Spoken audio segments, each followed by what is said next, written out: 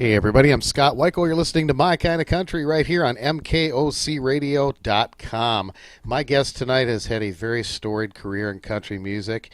Along with his wife Gwen, they produced some great top 10 hits on Capitol Records, and they've toured all over the world. And this gentleman that's with me tonight worked many years with Ferlin Husky and has known a lot of other great country stars, and was involved in country music on Broadway with Lefty Frizzell and Wilma Lee and Stoney Cooper.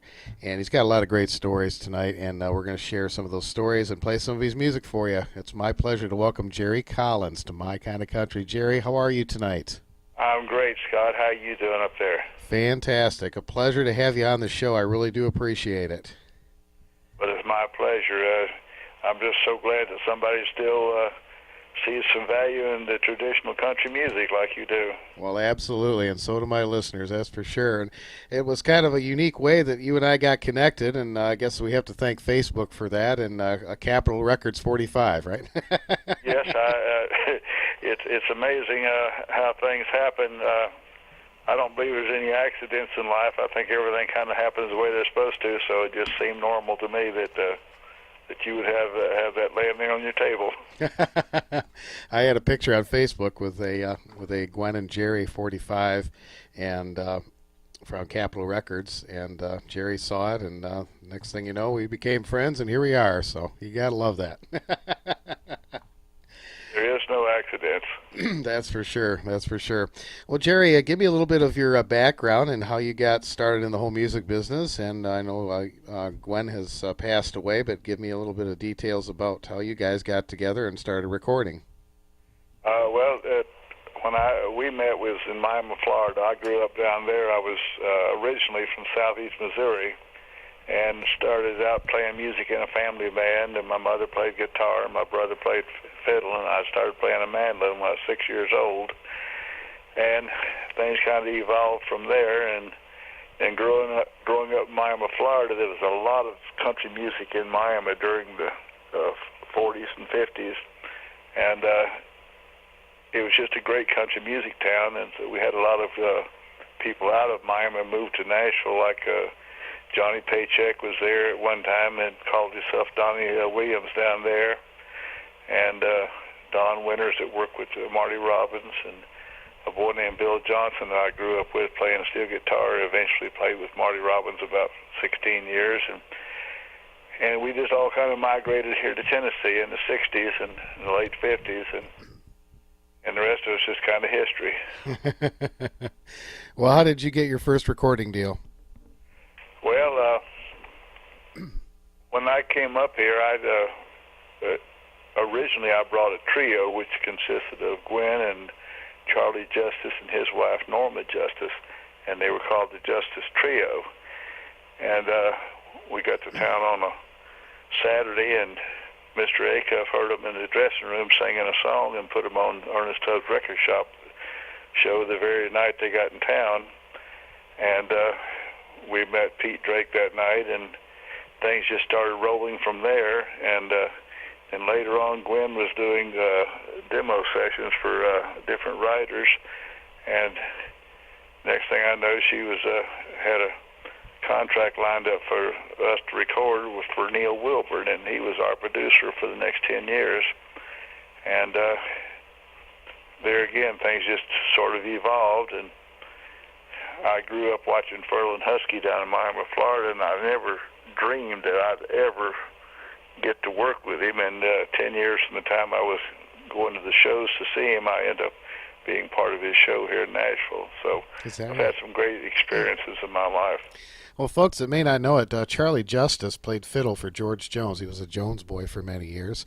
And he moved on to there, and I think he also worked for Mel Tillis a good many years. Yes, that's right. And speaking of Mel Tillis, I believe it was your first big hit. It was on Bragg Records. It was Walk On Boy, which was a Mel Tillis composition. That was a Mel Tillis song, and we were real proud to get to do that. That was cut at the same time Gwen did the answer version of the Green Green Grass of Home, which she wrote the lyrics to that version of it. Is that right? And so that was our first release, was the Green Green Grass of Home, and then Walk On Boy was the second one on Bragg Records there. Wow, that's great. Well, tell me a little bit about Ferlin Husky. Tell me some great stories about working with the great Ferlin Husky. Well, we got acquainted in the mid '60s, and his wife Marvis, they were expecting their first child, and so she was not working the road with him at the time, and he'd always had a man and wife combination, or in Marvis's case, it was her and her brother worked for him for several years. But he asked us if we would like to be part of his show, and so at the time we were all on the same label, and it just worked out good that we could do our show and then bring him on and then work with him on his part of the show. And so it was just a fantastic combination there, and we enjoyed that for about 5 or 6 years. And it was then after that, well, we remained good friends all these years. And in fact, Ferlin and I bought a house in Key Largo after that to spend some time together down in the Florida Keys. I'll be darned. Well, he was certainly a consummate entertainer, and of course, he had the Simon Crumb alter ego, and it just looked like he was a lot of fun to work with. He was, and he was, I guess, probably one of the most versatile entertainers, especially during those days, because when you saw Ferlin Husky perform, you got to see a half a dozen different country music stars all at one time, because he could do all of them. Yeah, that's right. He was just fantastic, and he was a hard man to follow on stage, I'll tell you that. Oh, I'll bet, no doubt about it. Well, you had another pretty famous neighbor. You helped him work on a very unique home that he had, Mr. Red Lane. Oh, yeah, Red was our songwriting buddy here in our neighborhood. He lived here in the Cheap Hill neighborhood, right here where Don Williams was also a resident in our area. And Red decided he loved airplanes and liked to travel in them, so he thought, well, he would buy one and live in it. So he had a DC-8 jet airplane that he lived in. And so every time the checks would come in, we'd build some more additions on his airplane. And so it was an ongoing project for about 20 years. It took up the remainder of his life working on that airplane, but he loved every minute of it. So you might say he added a wing to his airplane, right? That's it. We had a large living room underneath, and we just did all sorts of projects, because when you have something like that, there's never an end to it. You can always find something else to do. That's for sure. That's for sure. Well, you signed with Capitol Records, and you had some really good hits on there, Get Together, and We're Not Bad, and One Tin Soldier. That's a really great song, and We Gotta Give. You had some fantastic songs on that label. Well, that was some good years there, and that was kind of the icing on the cake right there, and so we really enjoyed that time period. Now, I know you had a bunch of singles. Did you ever put an album out? The only album that we were on was one put out in Wheeling, West Virginia, with the members over there. We went over with Mike Wiseman in 1965 and became members at the Wheeling Jamboree, and so we were part of their album that the radio station did. But our stuff would just always end up on this big string of singles. Mm-hmm. Well, that's great. Well, you when President Kennedy was assassinated in 1963, it was a pretty unique time, and most people remember where they were and what they were doing, and you certainly do. Yeah, we was in a hotel in Batavia, New York, and we was on our way to Boston to play Saturday night in his hometown. And we tried to cancel the show, but the promoters and Cardinal Cushing, who's the proceeds of this show was going to his fund, he said, no, go ahead and have the show, because they would want it that way. So we went to Boston and played there on the Saturday night, the same week that he was assassinated. And then the following Sunday, we were in New York City at the Manhattan Center doing the Country Music on Broadway version of it was the roadshow version of the movie they had made previously. Right. That was Lefty Frizzell and Wilma Lee and Stoney Cooper, right? Right, and Ernest Tubbs and and all the troubadours, and Hank Williams Jr. And he and his mother Audrey was on the show, and it was a great cast of people. And that was one of the highlights. In fact, I ran across an old magazine my mother had kept of Country Song Roundup with some pictures of those days in it, and I posted it here on Facebook. So I'm going to leave them up if anybody wants to see them, and that's what country music looked like in the 60s. Did you get to spend some time with Lefty and Ernest and those guys and visit with them? Lefty and I roomed together that whole trip, and I had the pleasure of listening to some of his philosophy, and he was quite a philosopher, and I guess that's part of being a songwriter. I mean, he always had something to say that was on his mind, and he was just great to be around. I feel real privileged to have had that experience. Lefty was, Ernest Tubbs certainly helped a lot of people get going in the music business, but Lefty Frizzell did too, and his influence can still be heard today. You hear recordings like Randy Travis and Mo Pitney, and of course you got Merle Haggard, and you can hear so much of his style in the music you even hear today. I guess he's responsible for probably more records being sold by all these different artists than probably any other one person. Yeah, absolutely. I remember back years ago when George Jones used to sound like Roy Acuff, because Roy was the king of country music at that time. Oh yeah. And but everything evolves, and then people started trying to sing like George Jones.